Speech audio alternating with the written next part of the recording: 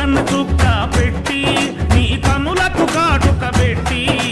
బుగ్గన చుక్క పెట్టి నీ కనులకు కాటుక పెట్టి నా మనసును మాలగ చేసి